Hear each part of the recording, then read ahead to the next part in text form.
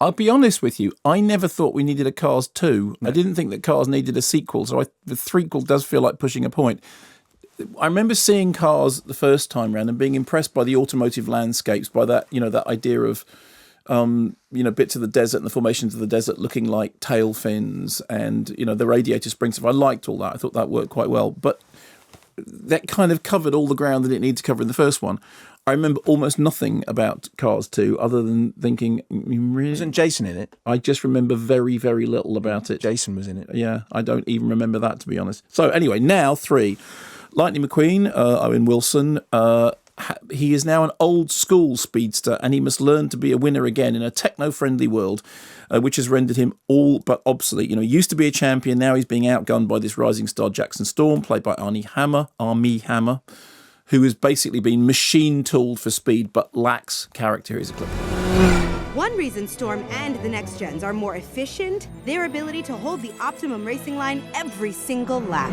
Win number 3 for the rookie sensation. Storm's in a class of his own, and a big reason for that, training on the newest cutting-edge simulators. These machines create a virtual racing experience so real, racers never even have to go outside. Storm's ability to hold that line is like nothing we've ever seen. 4 in a row? Are you kidding me? 2% lower drag coefficient. Oh, what a finish! 5% increased downforce. Lucky number 7. 1.2% higher top speed. Amazing!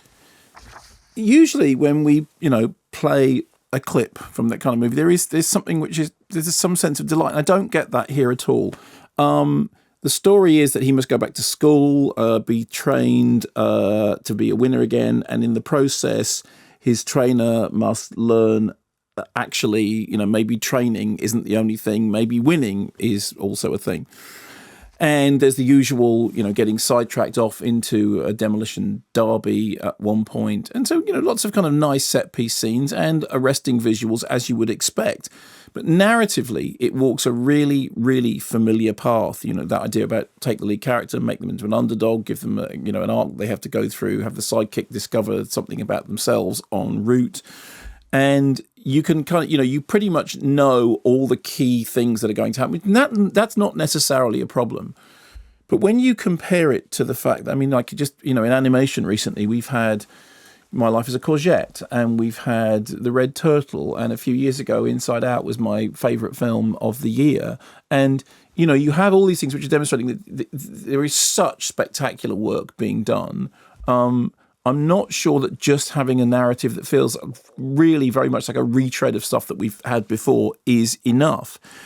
And even that kind of, there's a thing at the beginning, there's a short film, and because you often get these with there's a short film, and there's in the short film, which is a kind of very cute idea about lost and found, and the lost and found box kind of coming to life, and a bully character discovering a truth about themselves, sort of and it's pithy and short and to the point, and in a way, the everything that's right with the short film just flags up everything that's wrong with the long film. Is that the long film feels baggy and feels unnecessarily, but it feels unnecessary. That's not to say that there aren't certain joys, and it's also not to say the fact that I don't know enough kids who absolutely love the Cars characters, who have got the Cars toys and the Cars bedspread and the Cars pajamas and the Cars and will just love the fact of seeing those characters again. And the race animation scenes are really well done.